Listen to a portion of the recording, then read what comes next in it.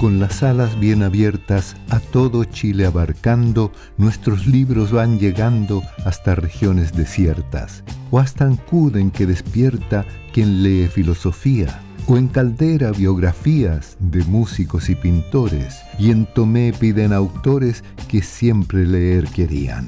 Conoce nuestro increíble catálogo de novedades de junio y aprovecha el despacho gratis a todo Chile por compras sobre 50.000 pesos en nuestra librería online prosaypolitica.cl. Teléfono 22-341-5942.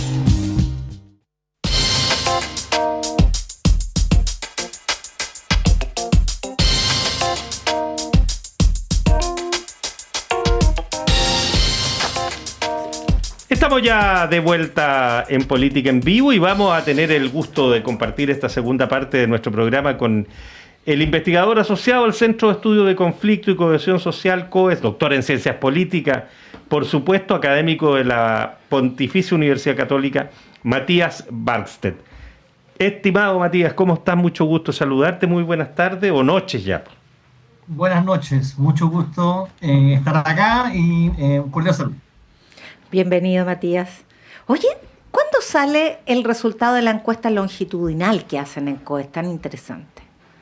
Escucha, lamentablemente ese estudio concluyó, en fondo, su vida, no su vida útil, porque va a tener mucho tiempo, yo creo que vida útil para efectos de analizar la sociedad chilena, pero en el 2023 se realizó la última medición. Y ahora, de hecho, sí. Ahora todos los centros, los antiguamente llamados centros FONDAP, los centros de interés nacional, hoy día están como proceso de renovación, tanto centros nuevos como centros antiguos. Entonces, por ahí que la continuidad del mismo centro, no solo de la encuesta, en este caso el centro del COES, está en proceso de evaluación. Así de mal. Claro. Yo no participé mucho del proceso como de la creación de un COES 2.0, pero por ahí entiendo que está como parte del diseño del centro, sería tener una iniciativa parecida o similar, un poco más acorde a los tiempos de hoy día, donde el tema digital tiene más presencia, las formas de medición online tienen mucho más presencia. Porque por ahí entonces habría como una encuesta de COES 2.0, si es que el centro logra ser reelecto, o sea, renovado. Perdón, Matías, pero la lógica de la encuesta presencial y todo eso no tiene mucho más valor en términos académicos y de precisión de los datos que se obtienen. Sí, y mucho. Entonces, hay como, pero son varias aristas importantes a considerar. Una es, si yo quiero hacer como estimaciones de prevalencia, o sea, qué porcentaje de la población tiene cierta opinión, o qué porcentaje de la población tiene cierta conducta, por ejemplo, un consumo de drogas, de sustancia ilícita, cosas por el estilo, el cara a cara es muy importante, porque se llega con más facilidad, aunque con más recursos, a población que no te responde ni por el teléfono ni por las encuestas online. Entonces, pero ¿cuál es el tema? Obviamente que requiere una inversión económica mucho más fuerte, y en el centros como el COES o centros similares hay mucha presión por distribuir y asignar recursos a muchas cosas distintas, y el mundo académico, lamentablemente debo decir, ha tendido a usar mucho más el insumo online. Ahora, por otro lado, el formato online te permite hacer cosas que son mucho más difíciles cara a cara, como por ejemplo manipulaciones experimentales, diseños de preguntas más complejos, exposición a contenidos, videos. Es más fácil darle continuidad y reentrevistar a las mismas personas en el tiempo. Entonces, dependiendo bien del objetivo de investigación, distintas metodologías pueden ser más apropiadas o menos apropiadas. Bueno, por de pronto no han resultado mucho las encuestas online para predecir resultados. El domingo, el 60% que obtuvo Janet Jara no estaba previsto por ninguna encuesta. Las últimas decían que ganaba, pero ninguna por ese porcentaje. Por ese margen. Sí. En defensa de la industria encuestológica, es súper difícil en predecir el escenario de votos voluntarios y donde hay tanta autoselección como elecciones primarias, ¿no? Donde son muchas características que se combinan entre sí, tanto como más estructurales, más de cada como atributos de personalidad, características sociales de las personas, como adscripción partidaria, por ejemplo, identificación ideológica, como con contingencias del día a día de que posibilitan ir o gatillan el ir a las urnas. Es ¿Cuál, difícil. ¿Cuál es tu principal conclusión del resultado que hubo el domingo? Bueno, uno fue, yo creo que yo coincido contigo, hubo un tema importante de sorpresa, de la magnitud de la victoria de Janet Jara, acompañado por a mí de hecho me sorprendió tanto eso, pero quizás más sorpresa como emoción me generó la derrota muy fuerte del mundo del socialismo democrático. Su poca capacidad de movilización electoral, de llevar a su gente a las urnas, me pareció que es realmente como impactante. Pero ¿cuánto hay de eso? Sí. ¿Cuánto hay de eso, Matías? O sea, de la capacidad de la máquina partidaria, la capacidad de movilizar gente, ¿y cuánto hay de los atributos de los liderazgos que se están midiendo? Porque Janet Jara trasciende con mucho al Partido Comunista, se trata también de ella, de su encanto personal, ¿no? Y Carolina Toá es como todo lo contrario.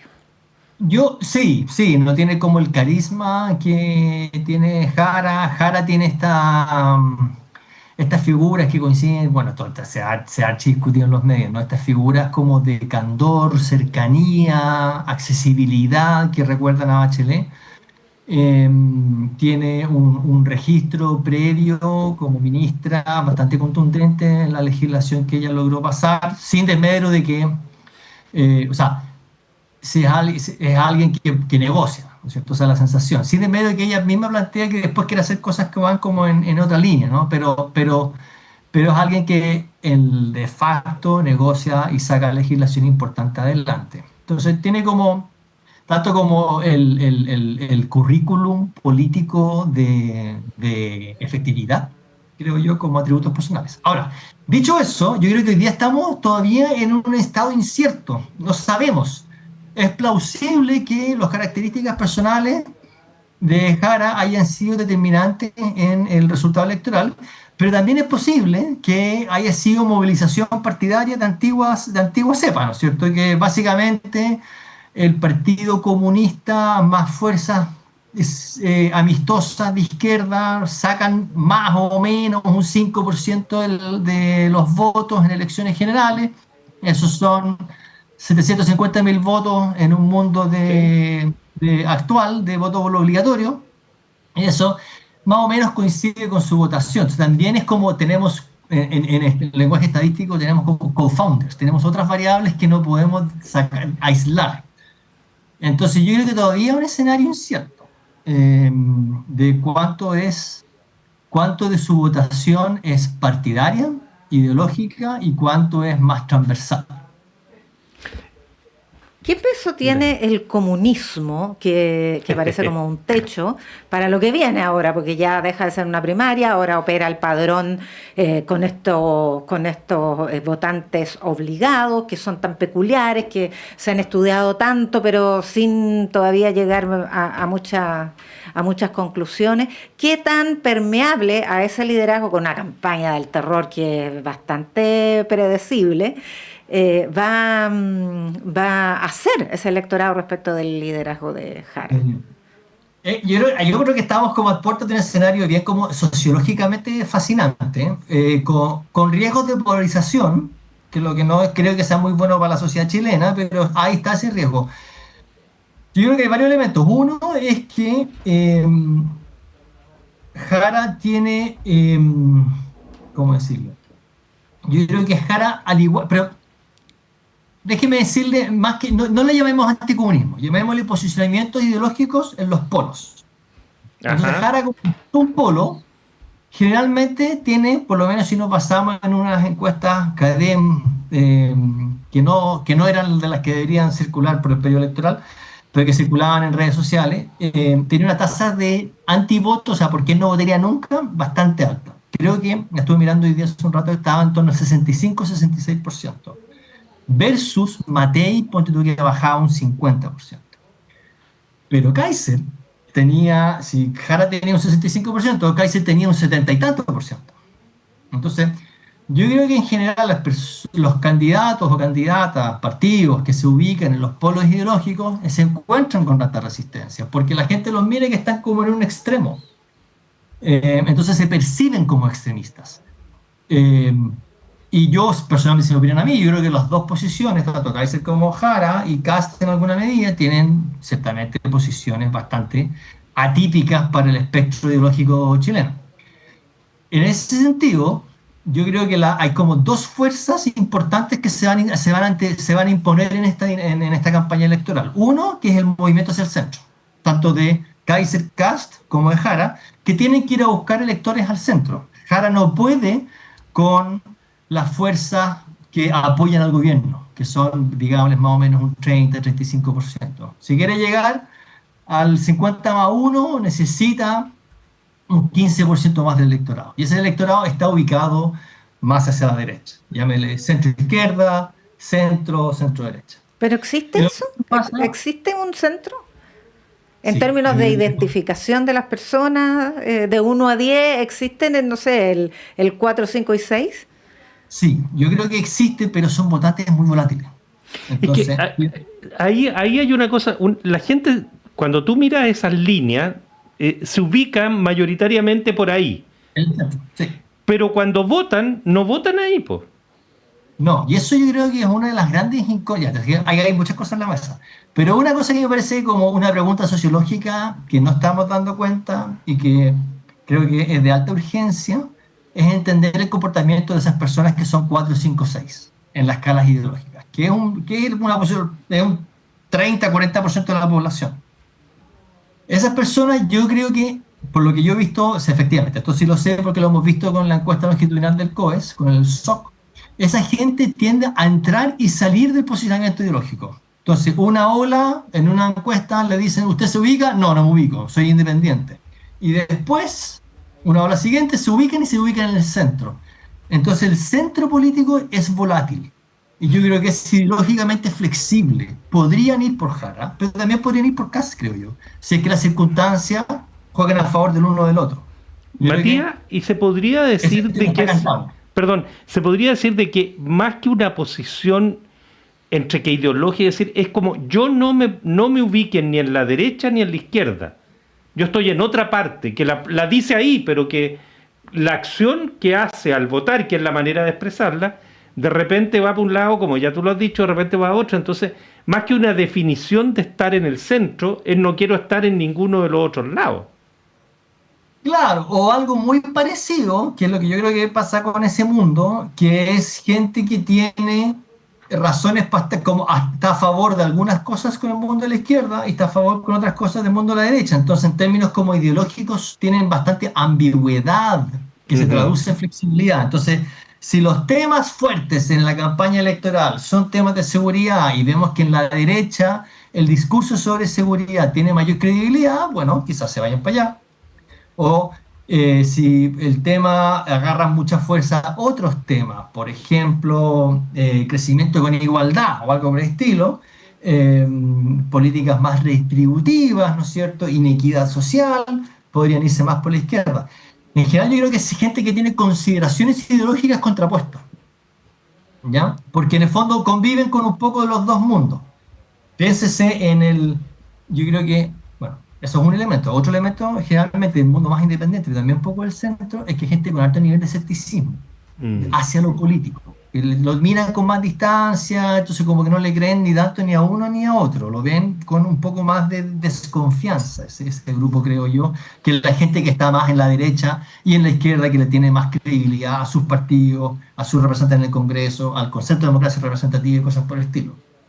Ahora, ¿Puedo ver una sola cosita? Sí, por supuesto. Yo creo que es interesante esta elección, que tenemos esta tendencia de los dos candidatos, sobre todo Kast, Kaiser, quedémonos con Kast, que es como lo importante en este minuto, que va a estar obligado a irse al centro, Jara tiene que irse al centro también, y en ese sentido, pero tampoco pueden llegar y ponerse en el centro, no se pueden poner ahí donde está la democracia cristiana, porque hay un tema de credibilidad, ¿no? Después le van a decir, oye, pero si tú dijiste todas estas cosas y después te estás desdiciendo. Y un tema como que sabemos un poco, pasa la experiencia de Boric, que cambiar de posiciones, cambios muy marcados, tiene costos de credibilidad importantes. En ese sentido, la gente que está como Toá o Matei tiene menos ese riesgo, porque ya están más hacia el centro. ¿Y por qué bajan Pero entonces? entonces, por otra parte, yo creo que la gente del centro va a estar tironeada, porque tanto Jara como Kast no se pueden ir hasta el centro, tienen que acercarse un poco, pero no pueden llegar muy al centro por problemas de credibilidad, y entonces van a apelar al centro diciéndoles que si ustedes votan por el otro, están votando por una fuerza antidemocrática. Los van a tironear y lo van a polarizar. Entonces van a buscar, usted se va para allá y usted se va para allá. Y por ahí yo veo un riesgo importante de polarización, que creo que para la sociedad chilena en general no va a ser muy favorable. Ahora, si hubiese esa demanda, para no hablar de elector, porque no sabemos qué es lo que van a elegir, pero si hubiera esa demanda de liderazgos de centro, ¿por qué en las encuestas tienden a bajar tanto Matei como, bueno, ya bajó Toá? Sí, ese punto yo no tengo una respuesta claramente satisfactoria, pero a mí me parece que es súper importante que como ciencias sociales nos aboquemos ahí. ¿Por qué el centro hoy día, las candidaturas de centro, pero no ahora, también en la vez pasada, y varias elecciones para atrás, no están generando mucha adhesión? Hay como un desgaste, creo que hay problemas de credibilidad en el centro, se le percibe como muy en el sistema a la gente que está en el centro, que está más ahí para engrasar la máquina de los privilegios políticos, más que para representar a la ciudadanía. Toman posiciones más amarillas, más que tomar posiciones fuertes. Por ahí está como ese calificativo que usa republicanos con Chile Vamos como la derecha cobarde. Entonces hay un poco como de desprestigio, creo yo, hoy día en Chile hacia el centro político. La concertación por el mundo de la izquierda, que era más de centro político, también se desvirtuó, se criticó mucho, ampliamente. Eso es historia conocida, ¿no es cierto?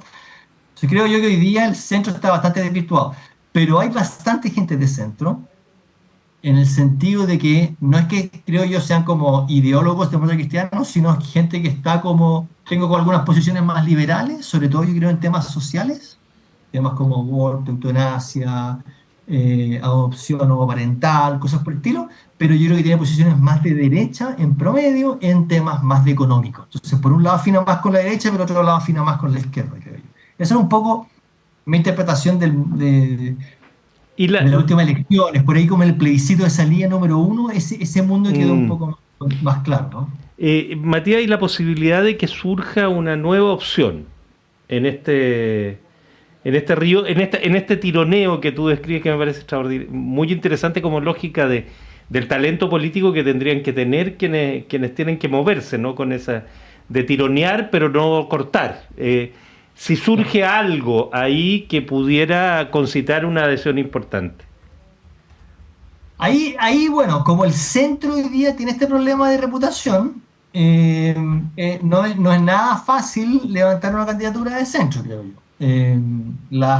Los nombres que tenemos hasta el día de hoy, bueno, Mike Nichols en la ADC, yo por ahí cada vez que he visto entrevistas a gente como... cuando plantean la opción con un poco de seriedad de Mike Nichols, un poco la persona que está al otro lado como que se ríe un poco. En el fondo es como un dirigente de fútbol en un escenario electoral presidencial, como que no tiene mucho sentido. Cosa que yo tiendo a compartir sin de ninguna mala opinión del caballero Mike Nichols, pero es un outsider político de todo y lo. Y los países que eligen outsiders no tienden a irles muy bien, digámoslo de una forma general, ¿no? No tienen lazos en la política, no tienen formas de generar cooperación, no tienen formas de generar presión en su grupo, no tienen grupos con los cuales apoyarse, etcétera, etcétera.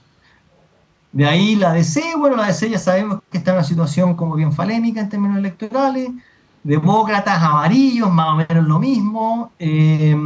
Por ahí creo yo, al que sí le podría, creo que sí toca una tecla que le resuena a un grupo importante de la población, es París. París todavía. O sea, en la última cadena está empatado con Matei, con 10%. Sí. Es que es difícil entender eso. No lo daría lo podríamos llamar como un zombie político, que desde el ataúd político renace y eventualmente podría tener alguna repercusión. Todavía es temprano, habrá que ver, ¿no? Pero yo creo que él sintoniza en el norte, por ejemplo, tenía un resultado electoral bastante a su favor. Yo creo que con el mundo de las pymes, empresarios, con el credo meritocrático, anti-elite, que eso sí tiene una resonancia bastante fuerte en Chile. Y él es un outsider, pero ya lo conocemos hace más rato, ya hay cierta estructura partidaria que se anduvo deshaciendo, pero por ahí hay algo. Eventualmente yo creo que podría tener alguna presencia relevante. Ahora, las mujeres no lo quieren mucho. No, ciertamente Pero por sus antecedentes, ¿no? sí, pues que todos los antecedentes de Parisi son los peores que tú te puedas imaginar cuando tú dices, ¿cómo construimos un candidato que se queda fuera de Chile, que no paga ¿cómo se llama? Sus temas de Pensión. hijos, que además estuvo metido en una situación de corrupción más o menos interesada, más o menos profunda, etcétera? Tiene toda. Y resulta que ahí flota, es muy raro. Ahí está, bueno, en 2021, si mal no recuerdo, sacó un 12%. Sí, Le po. ganó a Proboste incluso, si mal no recuerdo. ¿Sí? Con todos estos antecedentes sobre la mesa. Y la última academia que hubo, él no estaba marcando bien en la academia. Bastó que se consolide un poco como el liderazgo de Kast cuando empezó a subir. Yo por ahí creo que quizás hay gente que en vez de Matei prefiere a Parisi, porque lo consideran quizás un poco más decente. Y, o sea, todo esto es especulativo, pero yo creo que hay algo, la tecla que toca es como uno, el ideal y el credo meritocrático, que tiene bastante, creo yo, así en la sociedad chilena, con menos penetración en ciertos segmentos, pero en general lo tiene bastante asentado. Y tiene componente que hoy día, desde hace un buen rato atrás, con Cabal, Penta, SQM, la farmacia y todas esas crisis de credibilidad institucional, pero que uno pensó que se había acabado, pero lamentablemente no se ha acabado. Seguimos ahora con el caso de Mosilla y el caso de los convenios y cosas por el estilo, que yo creo que alimentan mucho sentimiento como anti-elite, anti-establishment, y eso yo creo que le da un poco de oxígeno a candidaturas como la París. Matías Barstedt, te queremos agradecer como siempre, por supuesto, doctor en Ciencias Políticas, académico de la Pontificia Universidad Católica de Chile. Un gusto como siempre, Matías, un abrazo, muchas gracias. Como siempre, un gusto, muchas gracias por la invitación. Chao, Matías, Chao. gracias. Ya, pues nos vamos. Tania González y Fernando Sepúlveda han estado en la producción periodística, Patricio Núñez y Ariel Acevedo en la puesta al aire. Muchas gracias. Buenas noches.